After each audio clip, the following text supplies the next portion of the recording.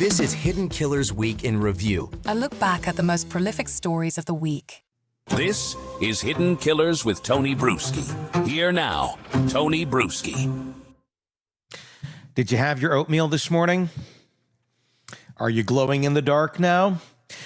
This is a story that sounds like a conspiracy theory, but it's not.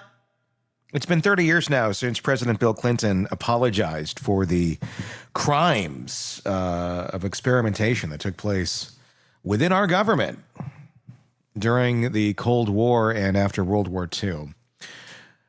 There were some pretty shady things that went on. We're going to talk about one of them that is coming back to light again on the internets.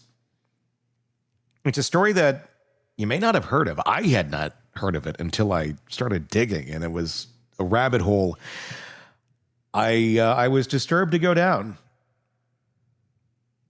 It's something we need to remember, because at the time that this was taking place, we had a world and a country that, in large part, blindly just trusted the government. Well, they said it's good, then this must be the right thing to do, right? We should do this, right? What could possibly go wrong? They always have our best interest at heart. Oh! If we don't remember our history, we are bound to repeat it. So let's talk about what happens when children become convenient. When people in power, scientists, bureaucrats, corporate sponsors, because that was part of this, look at a group of kids and see not lives, not futures, not even names, but numbers, data points, disposable variables, and a controlled environment. This isn't a story about negligence. This is a story about a mistake. And it's about deliberate choices made in boardrooms and laboratories and government offices, choices that turn vulnerable children into unwitting test subjects. And for what? To figure out how well the human body absorbs iron and calcium from oatmeal? That was the big scientific mystery of the day. And to solve it, they fed radioactive material to kids who never had the chance to say no. This was in Massachusetts. Waltham, a post-war America in the thick of its atomic age glow-up. Science was booming, funding was flowing, and radiation, the same force that flattened cities, was being pitched as a miracle tool for everything from medical diagnostics to food safety. The atom was in, and so was pushing the ethical line. At the center of all of it was the Walter E. Fernald State School, a sprawling state-run institution originally built in the 1800s as a model for how to care for boys with intellectual disabilities. By the 1940s and 1950s, that model had fallen apart, like many such institutions of the era. Fernald had become a warehouse, a place to store children the state didn't know what to do with. Some had developmental delays. Some were orphans. Some were simply poor or labeled slow in school. And labels like moron, imbecile, and defective were stamped on their files, often without clinical bias. And once you got placed at Fernald, you stayed. There was no oversight, no real escape. And that right there is why Fernald became a testing ground, not because of the science, because of the silence. Because these kids had no advocates, no parents pushing back, no legal guardians raising hell at PTA meetings, no media attention, just locked gates, state wards, and a staff willing to play ball. In 1946, researchers from the Massachusetts Institute of Technology started working with Fernald staff to conduct nutritional studies using radioactive tracers. The idea was straightforward in theory. Dose a food source, say milk or oatmeal, with a small amount of radioactive iron or calcium, then track how the body absorbs and processes it. Use the data to improve the nutritional content of foods or to understand mineral uptake in the bloodstream. From a pure research standpoint, it sounds innocuous. But the method? Well, that's where everything kind of breaks. They didn't inform the boys what they were being fed. They didn't explain the purpose of the study. They didn't get true informed consent from parents. Those things didn't exist back then. They didn't even label the experiments as potentially risky. Instead, they wrapped it in a marketing blow. The Science Club. Literally, they called it the Science Club. Let's break that down. The Science Club was essentially a recruitment strategy. Kids who joined were promised better food, day trips outside the facility, and special treatment. Some were taken to Red Sox games, others to beaches. These weren't normal privileges for the boys at Fernald. This was bait. And the hook was radioactive oatmeal. Their breakfasts were laced with isotopes, radioactive iron or calcium, depending on the study phase. Some were fed the materials orally, others, in the second phase of the experiment, were injected directly with radioactive calcium. Blood samples were collected afterward, and in some cases, stool and urine were tracked. The goal was to measure absorption and retention in the body. Again, scientifically sound if you're studying rats in a cage, but these weren't rats, they were children. MIT ran the technical side of the research. Quaker Oats, yes, that Quaker Oats helped fund the study and provided the cereal. Their interest? Pretty simple. If the results showed that their oatmeal boosted calcium or iron absorption, they could use it to push health claims in advertising, build strong bones, backed by science, that kind of thing. Never mind the radioactive part. And funding from the Atomic Energy Commission gave it the federal seal of approval.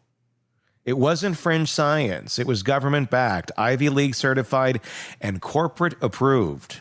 The trifecta of American legitimacy. Just one thing missing: ethics. Some of the parents did receive letters, form-style notices suggesting that their children were taking part in nutritional research. But those letters didn't mention radiation. Didn't describe the procedures, didn't offer any sort of risk disclosure. In fact, many were worded as if participation was already a given, unless the parent objected, opted out, or not opted in. No mention of isotopes, no mention of tracers, just vague science jargon, or the impact and the implication that this was good for the child. Because God knows, if the government says something's good for the kids, it must be true, right? And for the boys whose parents were dead, missing, or had signed away guardianship, well, then no one asked at all. Let's talk about the kids. Some were as young as 10 years old. Most were under 17, and according to later investigations, at least 74 boys were used in these experiments between 1946 and 1953. That's not speculation. That is documented. And again, let's stress this. Many of these boys were labeled morons in their state file. Not because they had severe cognitive issues, but because that's how the system operated. Label first, ask questions later, and once labeled, your rights disappeared. That's what made Fernald the ideal lab. Not the facilities, not the medical staff, but the kids, because they couldn't say no. When the studies ended, the data got published in nutrition journals.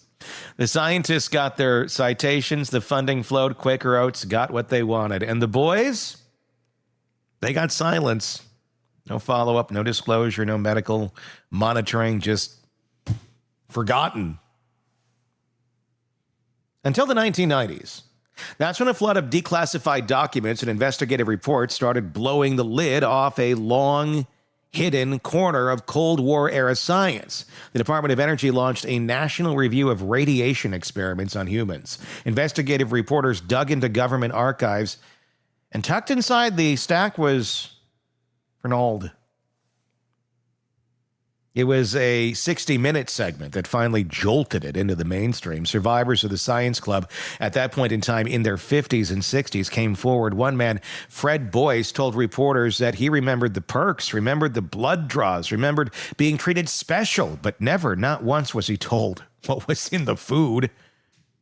Another former resident, Joe Almeida, says the most lasting damage wasn't the radiation, it was the label moron. That word stamped on his state file followed him to adulthood. It was hard to get jobs, hard to be taken seriously. The world looked at him the way the system had, disposable, less than, unworthy of dignity. It's a lot. It's a lot that went on in this study. In 1994, the state of Massachusetts formed a task force to investigate their findings, and they were stark. No evidence of long-term physical harm from the radiation itself, but an absolute failure in ethics, consistent, and human dignity. The boys had been deceived. The state had enabled it. The institutions had closed ranks. MIT issued a half apology, said the doses were low, claimed no one was harmed, expressed regret. Quaker Oats did something similar, sympathetic noises, no real accountability. President Bill Clinton, in the 1995 address, issued a national apology, not just for Fernald, but for the entire era of human radiation testing. He admitted that the government had failed its citizens, had exploited the vulnerable, had justified the unjustifiable in the name of science and progress. And yet justice never really came. In 1998, a class action lawsuit against MIT and Quaker Oats was settled for $1.85 million, split among dozens of men. After legal fees, many got less than $25,000 for the oatmeal. No criminal charges, no institutional reckoning, no reversal of the labels stamped on their childhood files. The checks were mailed and the press moved on. But here's what didn't fade. The lesson. This wasn't an isolated case. This wasn't one rogue experiment. This was a system that decided the easiest subjects are the ones who can't fight back. And it built an entire research infrastructure on that foundation. What happened at Fernald lives on in every institutional review board protocol, every ethics form, every required module for graduate students conducting human studies. The lesson was hard-earned, bought with the bodies and dignity of boys who were never told the truth. And it's still relevant because the instinct to cut ethical corners doesn't disappear. It evolves. It finds new targets. Undocumented immigrants, incarcerated populations, children in underfunded foster care systems, people who lack the social capacity to say, no, you can't do that to me. We cannot tell this story and file it under, that was then, because the conditions that made it possible, vulnerability, silence, institutional arrogance, those conditions are still very much with us and alive today. So no, this isn't a story about radioactive oatmeal. This is a story about power, about what happens when a system stops seeing people as people, and people stop seeing people as people because they got a job to do, just doing our job. About the quiet, clinical decisions that leave real lives wrecked. Not in one dramatic moment, but in slow, grinding erasure. And if we don't remember it, if we don't name it for what it was, a crime of convenience, a violation of trust, the next science club is already on the horizon. And they're already meeting. Tell me your thoughts in the comments section.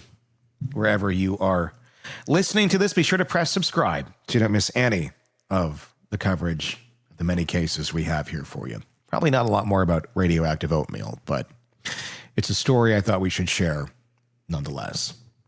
Hit subscribe on YouTube, and like I said, let me know your thoughts in the comment section on this crazy chapter of American history that we all thought was so normal at one point in time. It's funny what time does when you look back at the behaviors of those before us.